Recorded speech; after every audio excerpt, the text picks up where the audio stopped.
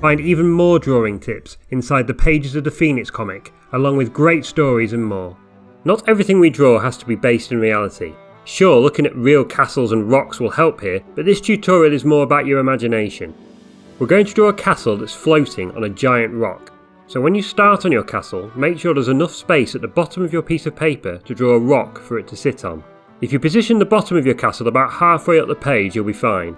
When exploring your castle design, sketch it out in 2D first, concentrating on the basic shapes.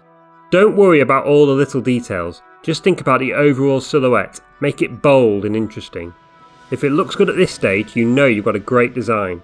Start with basic blocks to build up your castle. Drawing as if you're looking up at the castle is a great way of making it look like it's floating. We've covered perspective already, and in this case we're going to just use 2-point perspective. Now you'll have to imagine your perspective lines a little, as you'll see that when I zoom out, the perspective lines are a long way off the page. This is roughly how the perspective lines would look, but the vertical lines are just straight up and down. In reality, if you're looking up at something, the vertical lines will narrow to another vanishing point, but let's not worry about that here. Use the guides purely for basic form and perspective. Elaborate on the basic shapes, in this case by adding 3 layers of pointy towers. Once your basic outline is in place, it's time to add some detail like archways and windows. Finish off the castle itself with flags flapping in the wind.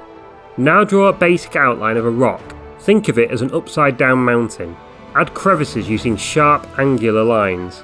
Add some fluffy clouds encircling the rock. As a final flourish, why not add some more clouds to the background? Think of clouds as clusters of circles. Vary the size of your clouds to make it look like some are far off in the distance.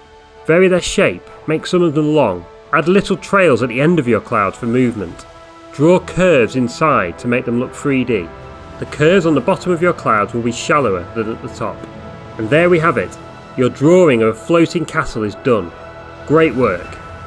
For more how to draw tutorials, make sure you like this video and then subscribe to our channel.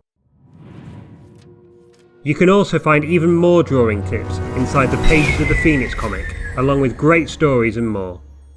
Click the link in the description below to find out how you can get the Phoenix delivered straight to your door every week.